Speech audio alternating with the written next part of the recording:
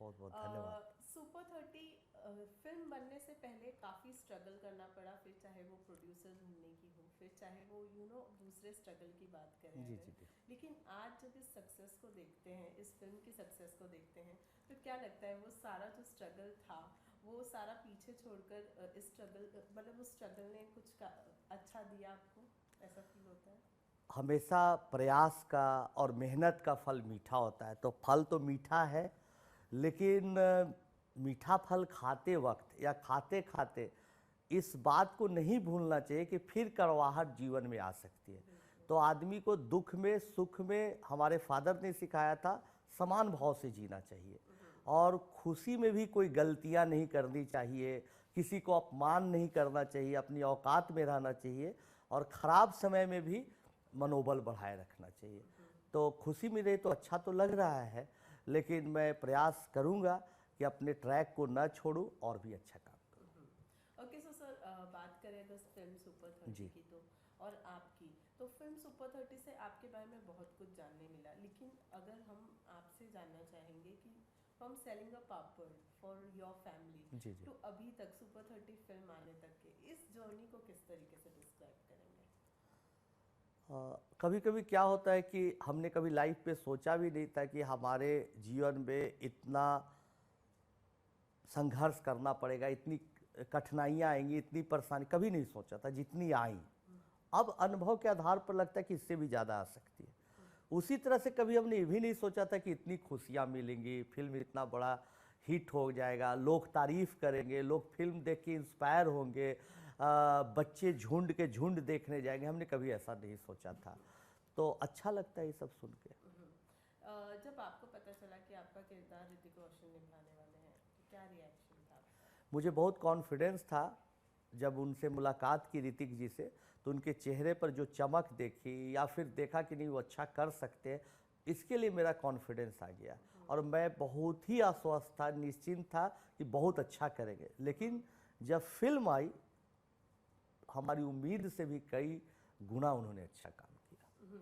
लेकिन अगर बात करें हम तैयारी की, तो किस तरीके की तैयारियां आपके साथ मिलकर ऋतिक रोशन ने की, क्योंकि उन्होंने बहुत समय लिया था इस जी किरदार जी को जी। निभाने के लिए, तो कितना समय आपके साथ बिताया उन्होंने? बहुत उन्होंने मेहनत की है इसके लिए। सबसे पहले मसल्स को गलाया, फिर हमसे कई मीटिंग की और एक 150 घंटे का वीडियो बनवाया। हमारा जो लाइफ है, डेली रूटीन के बारे में, पढ़ाना, खाना पीना, बात करने के तरीके को, और उसको बार बार वो देखते थे। बताते हैं कि हम रात रात भर देखते थे और जब कोई चीज़ समझ में नहीं आती थी, लगता था कि एक बार और पूछना चाहिए, तो मैं यहाँ बॉम्बे आता था, उनसे बातचीत करता था। तो बहुत मेहनत किया। एक बार तो वो इतने खो गए मुझसे बात करते करते कि 2 घंटे का शेड्यूल था, 5 घंटे हो गए और मुझे वो नीचे छोड़ने आए कि चलिए आपको छोड़ देते हैं अपने फ्लैट के। सड़क तक गए, तब उनके स्टाफ ने बोला सर आप तो पैरों में चप्पल पहनना भूल गए। तो इतने खो जाते थे। तो बहुत मेहनती इंसान है, मुझे इस बात की खुशी है, गर्व है और ज़िंदगी भर रहेगा कि ऋतिक जी ने हमारी भूमिका को निभाया। ऑन स्क्रीन पर्दे पर तो आपने उन्हें देखा ही होगा पहले, लेकिन जब आपकी उनसे मुलाकात हुई, इतनी सारी बातें हुई, जी जी। तो कोई एक खास बात उनकी क्या लगी आपको? वो इस फिल्म को करने के लिए जितने उत्सुक थे, जितना डेस्परेट थे, ये हमको अच्छा लगा और मुझे उसी वक्त कॉन्फिडेंस आया कि फिल्म को बहुत अच्छे तरह से करेंगे, क्योंकि उनमें गजब का कॉन्फिडेंस देखा और एकदम परेशान थे कि नहीं किसी भी हालत में हम ये फिल्म करेंगे, चाहे साल लगे, 6 महीना लगे, 2 साल लगे, हम तैयारी करेंगे। तो इतना कॉन्फिडेंस उनका देखकर, डेडिकेशन देखकर मुझे बहुत अच्छा लगा। ओके सर, अगर बात करें हम बायोपिक की, तो जब एक बायोपिक बनती है तो सारी चीज़ें नहीं बताई जाती, कुछ चीज़ों का हाईलाइट किया जाता है। सुपर 30 के बारे में भी हम यही कहेंगे कि सुपर 30 में भी आपकी स्टोरी तो बताई है, लेकिन कुछ चीज़ों का हाईलाइट किया है। लेकिन कोई ऐसी चीज़ जो आप चाहते थे कि हाईलाइट हो, लेकिन वो हो नहीं पाई?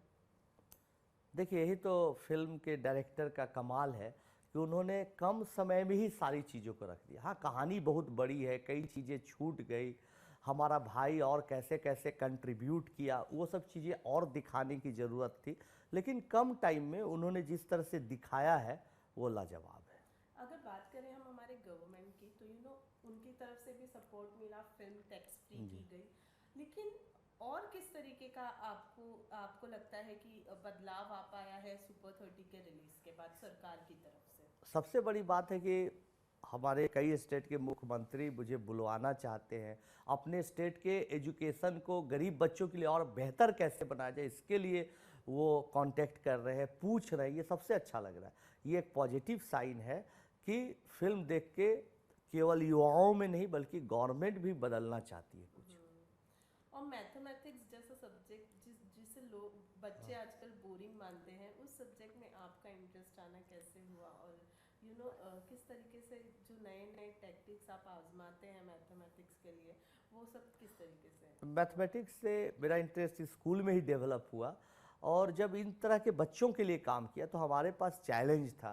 तो अभी आप देख रहे हैं भोलू रिक्की की कहानी आप देख रहे हैं, तो उसी कहानी को अभी हम और ब्रॉड किया है, उसको प्रोजेक्टर पर दिखाते हैं, 2 कहानियों में बताते हैं, और कैसे बच्चों को व्यवहारिक ज्ञान से जोड़कर पढ़ाया जाए इसका प्रयास करते हैं।